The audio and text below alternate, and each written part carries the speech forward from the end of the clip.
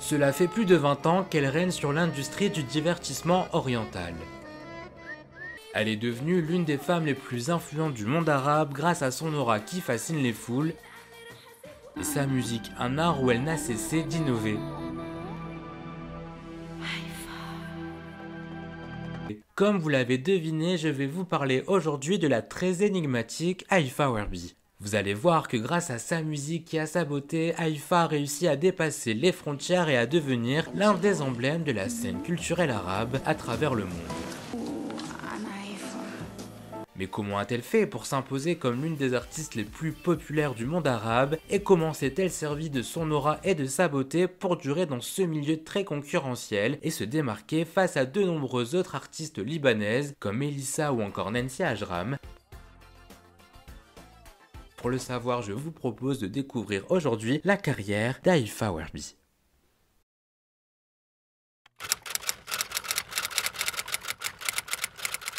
C'est le 10 mars 1972 que la grande Haifa Werbi naît dans la ville de Maroumma, située dans le sud du Liban. Elle est la fille d'une maman égyptienne, Sayeda Abdelaziz Ibrahim, et d'un papa libanais, Mohamed Werbi. Elle grandit auprès de 3 sœurs et un frère.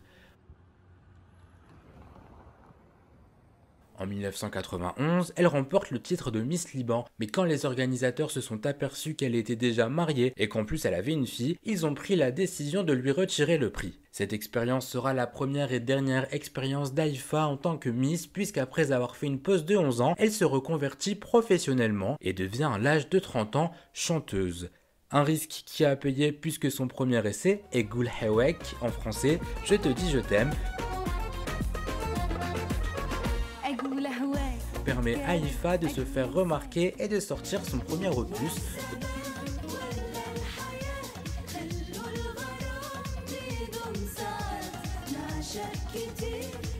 Tiens, une ancienne Miss qui se lance dans la musique, ça me fait penser à quelqu'un, mais qui? Dalida, puisqu'avant de devenir la grande chanteuse que l'on connaît tous, Dalida a été Miss Égypte. Mais bon, ce n'est pas le sujet, revenons à Haifa. Dès son premier album, Haifa a innové dans la musique puisqu'elle y a inséré des sonorités très dance européennes dans ses compositions chantées en arabe, comme l'illustre le titre Massal. Son premier opus lui a permis d'acquérir une petite reconnaissance artistique, mais elle a toujours besoin d'avoir ce succès qui va lui permettre de conquérir le grand public. Pour ce faire, elle va sortir après une petite pause de 2 ans, un single beaucoup plus pop qui s'appelle Ya Hayat Elbi.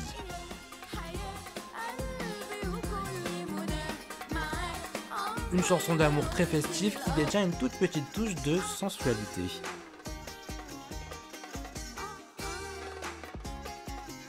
Le morceau a été le premier extrait de son deuxième album Bad Ya'ish qui est beaucoup plus pop que son prédécesseur, comme en témoignent les titres Regeb,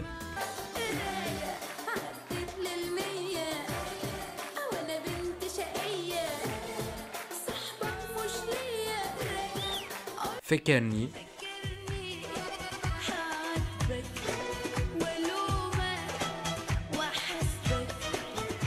ou encore Tigizi.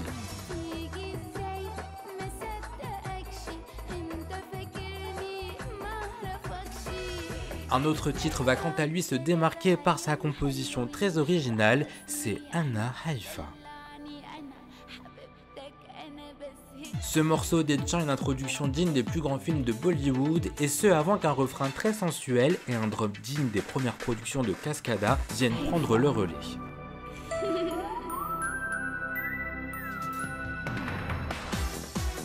Ce titre nous a permis de comprendre qui était Haifa et il résume à la perfection son style musical qui mélange les instruments de l'Orient aux sonorités beaucoup plus électroniques de l'Occident. Juste après la sortie du single Anna Haifa, la star va participer à l'émission libanaise Al-Waji, qui est l'équivalent chez nous de la ferme célébrité. Et cette émission permettra d'augmenter encore la popularité de la diva, ce qui conduira une célèbre marque de soda à choisir Haifa comme égérie. Et apparemment, la beauté de la chanteuse ne laisse aucun homme indifférent. Ce spot publicitaire a permis aux Libanais de découvrir sa nouvelle chanson Boss El Wawa qui a été élue chanson de l'année 2006, notamment par Radioscope. Et cette même année, elle participera à un deuxième spot publicitaire pour la même marque de soda, mais avec cette fois-ci un célèbre footballeur français, Thierry Henry. Les années 2005 et 2006 ont été couronnées de succès pour la chanteuse, mais ce qu'elle ne sait pas encore, c'est que l'année 2007 sera beaucoup plus mouvementée.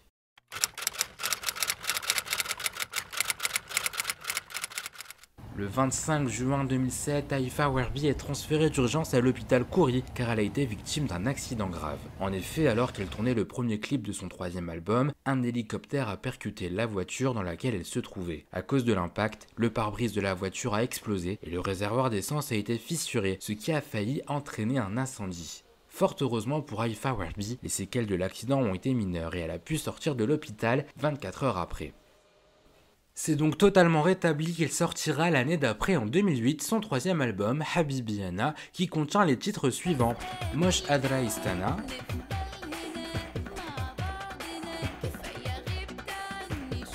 Yelvin Helel,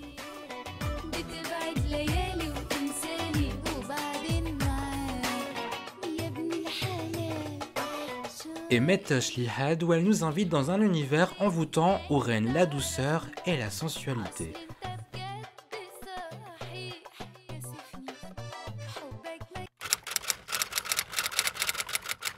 Après avoir tourné dans le film Sea of the Stars Movie, Haifa Werbi va devenir la muse d'un DJ français, David Vendetta. David Vendetta, à ne pas confondre avec David Guetta, est un DJ français qui a été révélé en 2007 avec le titre Love to Love You Baby, un titre house qui sample le morceau phare de la disco queen Donna Summer.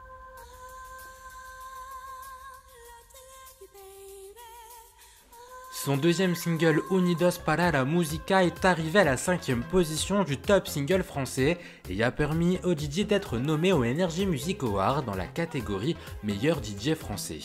Il va donc sortir avec notre diva libanaise un titre entraînant et enivrant qui s'appelle Yamel Yeli, traduisez Oh il y a tellement de nuits.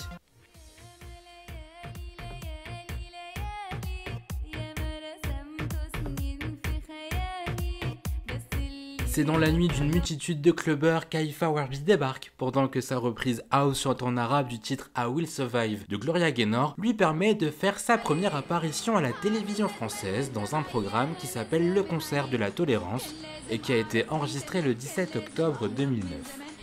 La sortie de ces deux titres House aurait pu laisser présager une future carrière de reine des clubs pour Haifa, mais pas du tout, puisqu'elle va délaisser les rythmes effrénés à 128 BPM pour rejoindre les douces mélodies des tout petits en sortant en mars 2010 Bébé Haifa, son premier album pour enfants.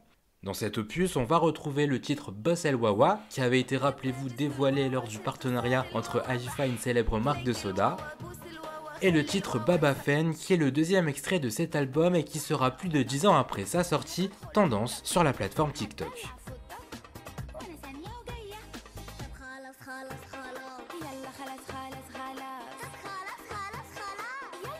Après cette parenthèse enchantée dans le monde idyllique des enfants, Haifa Werbi fait son retour à la pop music en 2011 avec l'album Meliket Gemel El Koun.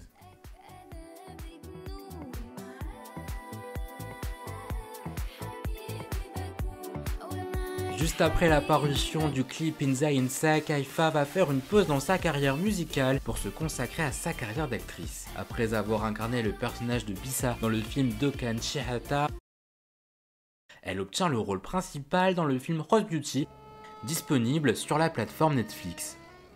Dans ce film, elle incarne une femme qui est harcelée à cause de sa beauté. A priori, la beauté est considérée comme un avantage social, mais le long métrage nous enseigne que la beauté peut être un lourd fardeau à porter et peut se retourner contre les principaux intéressés. Bien loin de ce rôle dramatique, Haifa Werbi participera en 2017 à une comédie et sortira après avoir tourné dans plusieurs séries libanaises son dernier album studio en 2018. Cet opus a été défendu grâce au tube Touta,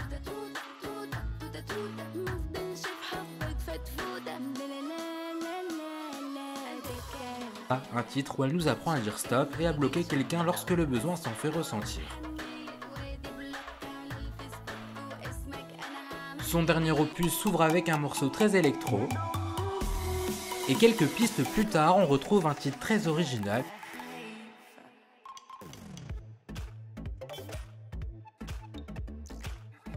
qui s'inspire des productions d'une certaine Ina.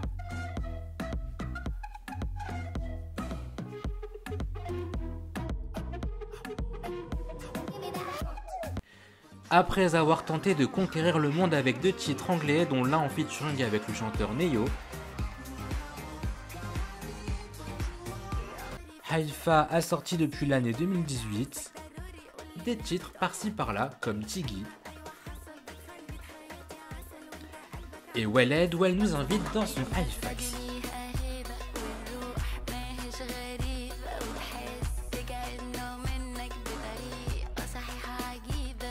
Et entre-temps, elle fera plusieurs détours à Paris pour faire du shopping dans les plus beaux quartiers de la capitale et tourner par la même occasion le film Ramses Paris. En quelques années, Haïfa Ouerbi s'est imposée comme l'une des plus grandes divas actuelles de la musique arabe. Plus de 20 ans après la sortie de son premier album, sa popularité ne semble visiblement pas près de s'essouffler, comme en témoigne le succès de son dernier single, Houzel Tella, sorti en 2024, qui détient près de 50 millions de vues sur YouTube.